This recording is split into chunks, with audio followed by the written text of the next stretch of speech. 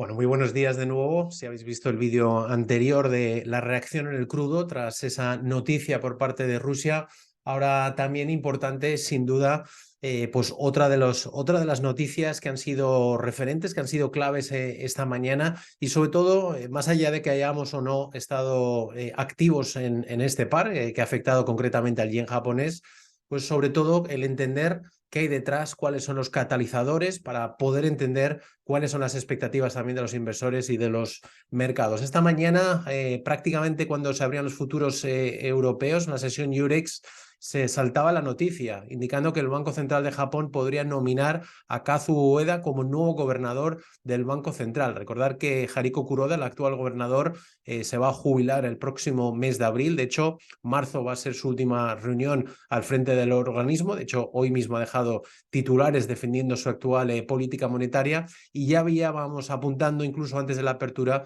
pues noticias apuntando en este caso a que se iba a nominar, iban a presentar las nominaciones a quien iba a suceder al gobernador del Banco Central de Japón. De hecho, se hablaba que incluso hoy podría presentarse esas nominaciones como finalmente ha sido. Unos minutos después se confirmaba, gracias al medio Nikkei, el nuevo gobernador, quién podría ser el nuevo gobernador, quién podría ser, en este caso, el director ejecutivo, que sería Shinshu Ukida, y sobre todo importante, los mercados cómo interpretaban esto. Hay que poner en precedentes que estamos ante una política monetaria totalmente ultracomodaticia. Es el único gran banco central a nivel global que no han recortado los tipos, a pesar de que la inflación, como hemos visto en Japón, también está tocando máximos de varias décadas. Se ha mantenido con el mismo status quo, la misma política, incluso ha aumentado el rendimiento, el control de los bonos japoneses, aumenta, en este caso, mantiene los tipos de interés como lo tienen, no ha habido ningún tipo de variación y sigue todavía con ese programa de compra de bonos, ¿no? Entonces, esta era la reacción. De hecho, podríamos hacerlo así para que se vea. Esto era lo que provocaba. Esto era caída. Esto es el dólar yen. Caída, por lo tanto, en el dólar norteamericano. El yen se estaba revalorizando. Se revaloriza el yen ante las expectativas que tenían los inversores que el nuevo sucesor del Banco Central, del gobernador del Banco Central de Japón, podría cambiar o hacer girar la actual política monetaria, pasar, por lo tanto, de una política ultracomodaticia a quizás una política menos acomodaticia, por lo tanto, entrar ya o seguir la estela de otros grandes bancos centrales en terreno más restrictivo, ¿no? Entonces, aquí vemos cómo el dólar cayó con fuerza. Estamos hablando de una caída desde 131 a 129, o sea que estamos hablando de un muy buen movimiento intradía para la parte final de la sesión asiática y ante sobre todo esa especulación, ¿no? De ese nuevo relevo y de la nueva especulación de qué puede suponer para la política monetaria del Banco Central de Japón. Ahora veis cómo prácticamente estamos volviendo nube, es una vuelta a nube muy, muy clásica porque después de ese rumor que adelantaba la agencia Nikkei, pues saltaban las primeras declaraciones de quien es ahora mismo el candidato a suceder a Kuroda.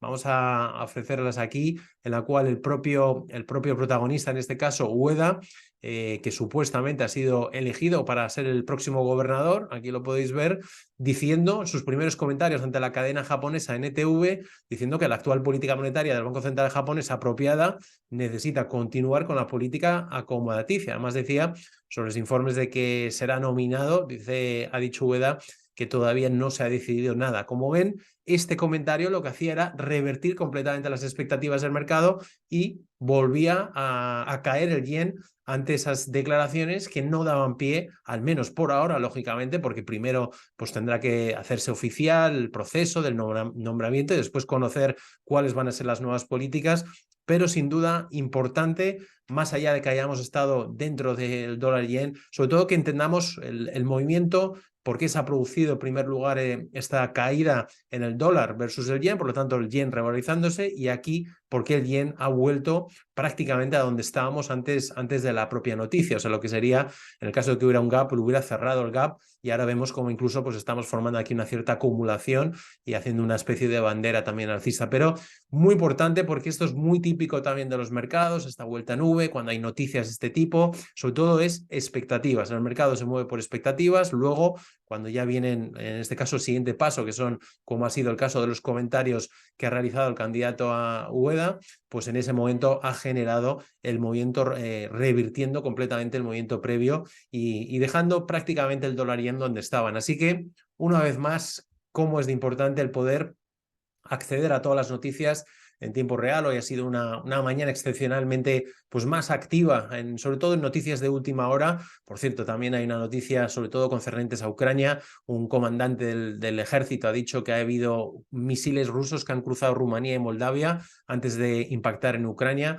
Ha habido, desde Moldavia ya han convocado al embajador ruso, desde Rumanía no lo pueden confirmar. Así que bueno, noticia que aunque no está generando un impacto, sí que está generando cierta intranquilidad, así que también habrá que estar siguiendo muy de cerca. Así que invitaros a conocer Audiomercados, a daros de alta, por supuesto, como miembros, porque es clave, si estáis operando en los mercados, el poder acceder en tiempo real a todo lo que pasa en los mercados financieros. Gracias.